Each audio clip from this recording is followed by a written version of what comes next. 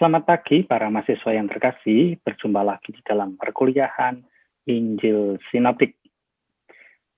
Di saat 2 minggu yang lalu, berturut-turut kita membahas tentang seputar perjanjian baru, tentu kita akan melangkah lagi ke arah yang lebih jauh, yakni membahas tentang ketiga Injil Sinoptik. Yakni kita mulai dengan Injil Matius.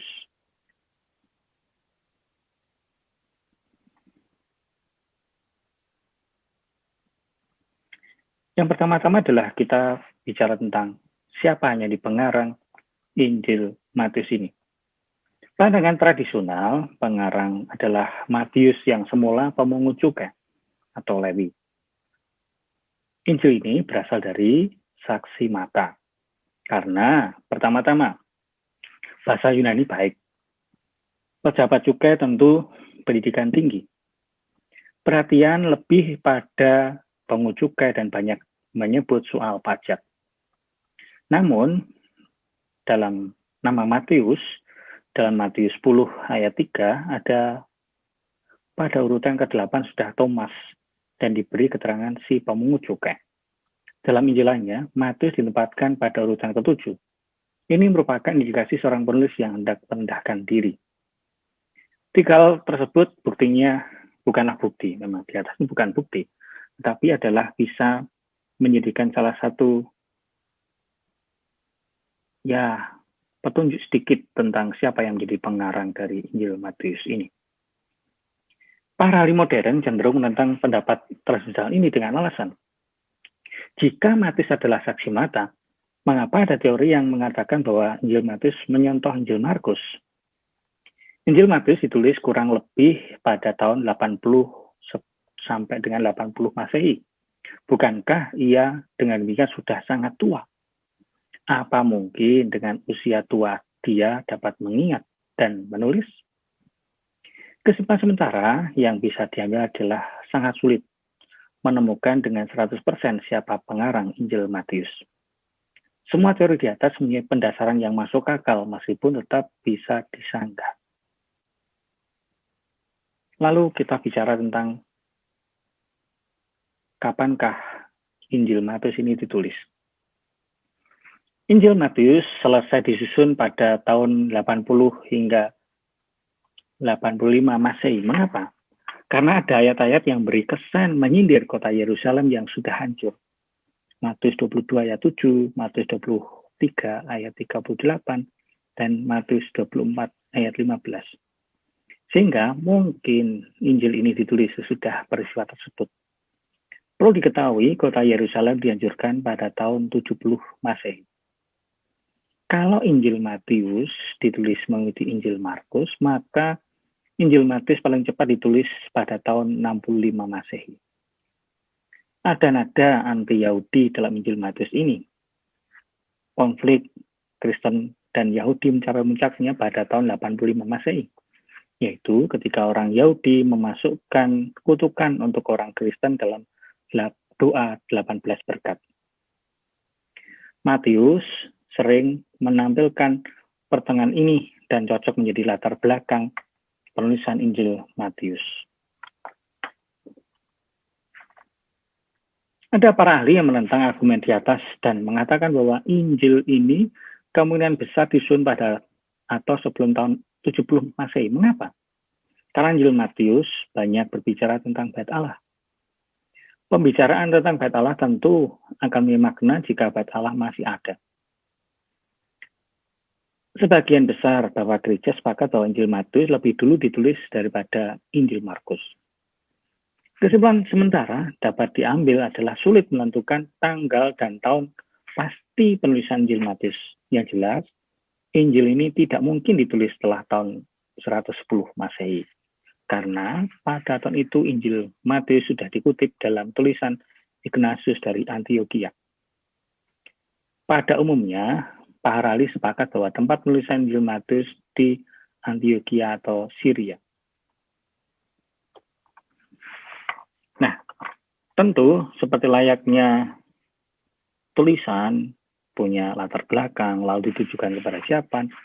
atau sasarannya siapa. Demikian juga Injil Matius ini dituliskan kepada jemaat tertentu. Nah, Injil ini ditulis untuk umat Yesus yang berasal dari keturunan Yahudi. Ada kata-kata berbahasa Aram bahwa Yesus waktu itu yang tidak diterjemahkan, misalnya Matius 5:22, raka yang berarti kafir dan korbanas yang berarti kurban. Tentu kalau kita melihat di dalam teks kita, bahasa Indonesia tentu tidak akan kelihatan. Tapi kalau kita melihat secara detail bahasa asli dari bahasa Aram atau Ibrani, akan kelihatan. Adat istiadat bangsa Yahudi disebut begitu saja tanpa keterangan. Ini mengandaikan bahwa para pembaca sudah mengetahui maksudnya. Lalu, Injil Matius suka memakai istilah kerajaan surga.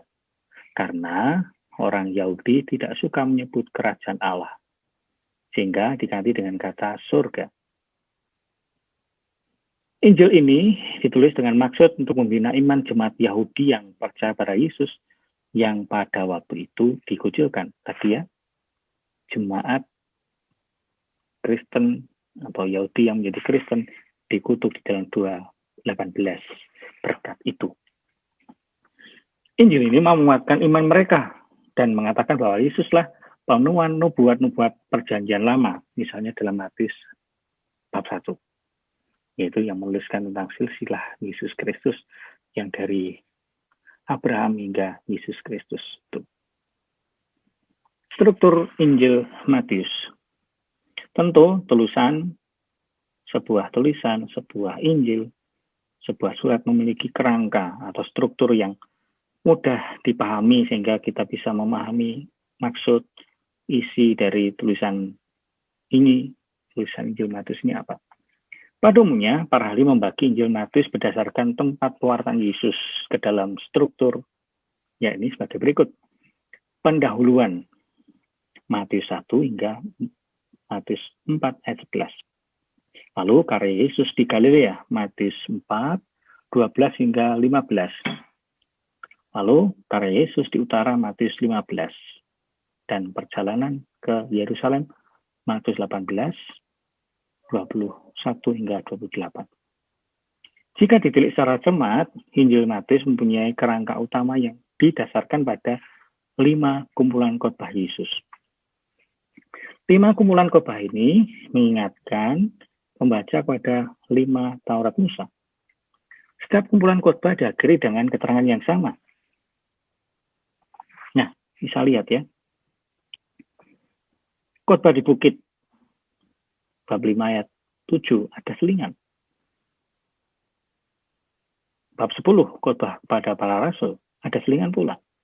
Lalu bab 13, khotbah tentang perumpamaan, juga ada selingannya. 18, khotbah tentang menjadi anggota gereja.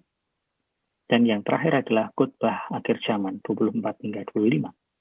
Dan ada selingan. Kita bisa lihat satu demi satu. Matius 7 ayat 28 mengakhiri khotbah di bukit. Bab 5 hingga 7 ya.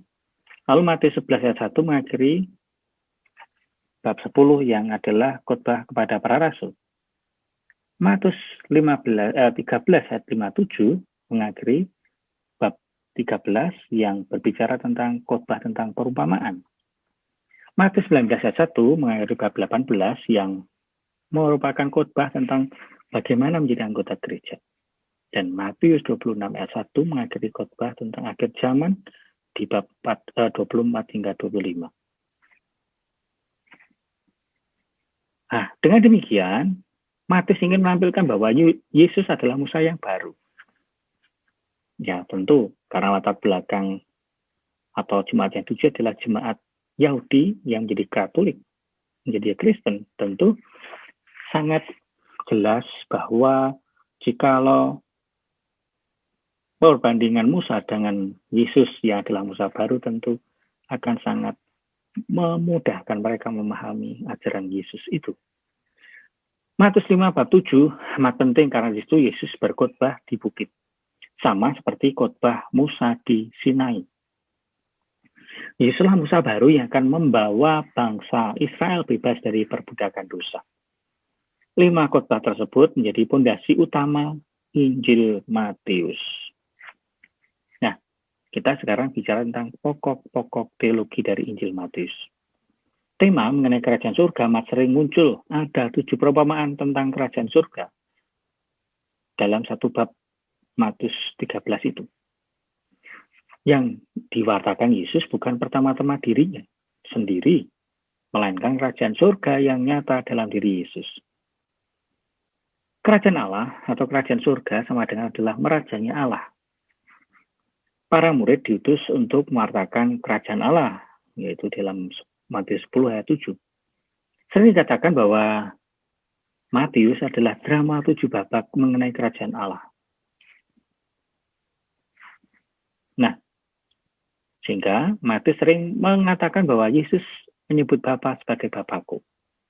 Bapa digambarkan sebagai Allah yang baik, tahu memberi yang baik kepada anak-anaknya dan memperhatikan keperluan manusia. Matius bab 6. Inti dari Injil Matius adalah mewartakan tentang Yesus sebagai penggenapan dari Perjanjian Lama. Dari sini bisa dimengerti mengapa banyak rumusan mengenai supaya genaplah. Bisa dilihat di dalam hampir seluruh Injil Matius ini ada supaya genaplah firman dan seterusnya. Nah, Injil Matius di tempat pertama dari keempat Injil karena ia merupakan engsel ya dari perjanjian baru ke perjanjian Lama ke perjanjian baru. Dengan mengetengahkan asal-usul Yesus sebagai penggenapan perjanjian lama, yaitu silsilah keluarga dari Yesus itu. Injil Matius adalah Injil yang populer, rapi, dan paling banyak dipakai. Baik, para mahasiswa yang terkasih, tadi adalah sepintas lalu tentang Injil Matius yang tentu kalau kita ingin mendalami lebih dalam tahap demi tahap, nanti ada bahagian di mana kita akan belajar tentang khotbah di bukit, tentang perumpamaan pula, tentang yang lain-lain, bahkan tentang mujizat juga. Baik para siswa terkasih, demikian materi perkuliahan kita di pagi hari ini. Sampai jumpa di pertemuan berikutnya.